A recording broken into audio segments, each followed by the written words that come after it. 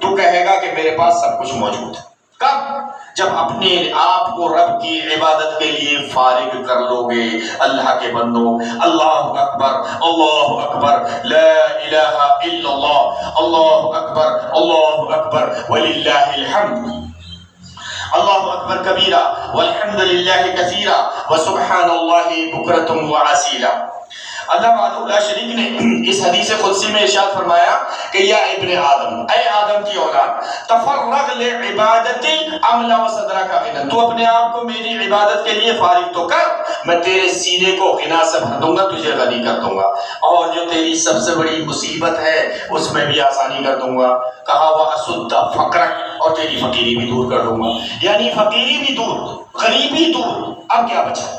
رب کہا تو اپنے آپ کو، کیا رب کی باتیں چھوٹی ہو سکتی ہیں؟ کہاں ہے مسلمان، کہاں ہے یہ قوم جو رب کی باتوں پر کان ہی نہیں رکھتے ہیں، جو کبھی سوچتے بھی نہیں ہیں؟ تو سب سے ضروری ہے کہ رب کی بات کو مانو، اور مانو ہی نہیں، کہا خذوا ما آتیناکم بقوہ، رب کی باتوں کو مضبوطی کے ساتھ پکڑو، پہلے مضبوطی کے ساتھ پکڑو، پھر کہا وَاذْكُرُوا مَا فِيهِ لَعَلَّكُمْ تَتَّقُونَ، اور پھر اس کو یاد رکھو، بھول مت جاؤ، دماغ سے نکال مت دو، دل میں سے اپنے خالی مت کر دو دل کو، بلکہ اس کو مضبوطی کے ساتھ پکڑ کر اس کو ریپیٹ کرتے رہو، اس کو یاد کرتے رہو۔ کہا خذوا ما آتیناکم بقوہ، جو کچھ رب نے دیا ہے مضبوطی کے ساتھ پکڑ لو، وَاذْكُرُوا مَا فِيهِ لَعَلَّكُمْ تَتَّقُونَ، اور پھر اس کو یاد رکھو، بھول مت جاؤ، کس لیے؟ لَعَلَّكُمْ تَتَّقُونَ، تاکہ تم پرہیزگار بن جاؤ، پرہیزگار بن جاؤ۔ جب پرہیزگار بن جاؤ گے رب تمہارے لیے ساری مشکلیں تمہاری آسان کر دے گا۔ ارشاد فرمایا کہ اے ابن آدم، اے آدم کی اولاد، تفرغ لعبادتی املا وصدرک غنا، تو اپنے آپ کو میری عبادت کے لیے فارغ کر، میں تیرے سینے کو غنا سے بھر دوں گا، تجھے غنی کر دوں گا، وَأَسُدَّ فَقْرَكَ، اور تمہاری فقیری بھی دور کر دوں گا۔ اور کہا وَإِلَّا تَفْعَلْ، اب آئی وارننگ، کہا وَإِلَّا تَفْعَلْ، اگر تو نے ایسا نہیں کیا، کہا مَلَأْتُ يَدَيْكَ شُغْلَكَ، تو میں تیرے ہاتھوں کو مشغولیت سے بھر دوں گا۔ پھر تو یہی کہے گا بہت بزی ہے، بہت بزی ہے، ٹائم ہی نہیں۔ یہ رب کہہ رہا ہے کہ تو نے رب کی بات نہیں مانی تو میں نے تیرے لیے کیا کیا،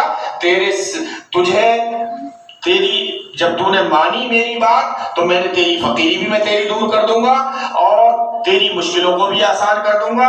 کہا وَإِلَّا تَفْعَلْ، اگر تم نے ایسا نہیں کیا، مَلَأْتُ يَدَيْكَ شُغْلَكَ، تو میں تیرے ہاتھوں کو مشغولیت سے بھر دوں گا، اور کہا وَلَمْ أَسُدَّ فَقْرَكَ، اور تیری فقیری بھی دور نہیں کروں گا۔ یعنی فقیری دور نہ ہونے کا مطلب یہ نہیں ہے کہ تمہارے پاس پیسے نہیں ہوں گے، تمہارے پاس دولت نہیں ہوگی، اس کا مطلب یہ ہے کہ اگر تمہارے پاس 5 لاکھ آ جائے گا تو 10 لاکھ کی بھوک اور اللہ تعالیٰ بڑھا دے گا، 10 لاکھ آ جائے گا تو 1 کروڑ کی بھوک بڑھا دے گا، جب 1 کروڑ آ جائے گا تو تم 5 کروڑ مانگ لے لو۔ حدیث ہے، نبی کریم صلی اللہ علیہ وسلم کا فرمان ہے، آپ صلی اللہ علیہ وسلم نے ارشاد فرمایا، کہا کہ یہ ابن آدم جو ہے اس کا پیٹ سوائے مٹی کے، لو کان لابن آدم وادیان من مال، اگر اس ابن آدم کو 2 پہاڑ یا 2 گھاٹی سونے کی دے دی جائے، لبتغى ثالثا، یہ کہے گا تیسرا ایک اور مل جائے۔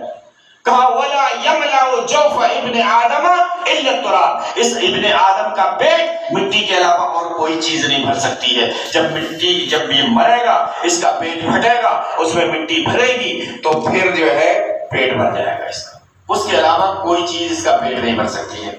بہرحال ہم کو تو رب کی تکبیرات بیان کرنا چاہیے، اللہ اکبر، اللہ اکبر، لا الہ الا اللہ، اللہ اکبر، اللہ اکبر وللہ الحمد، اللہ اکبر کبیرہ والحمد للہ کثیرہ وسبحان اللہ بکرۃ واصیلا۔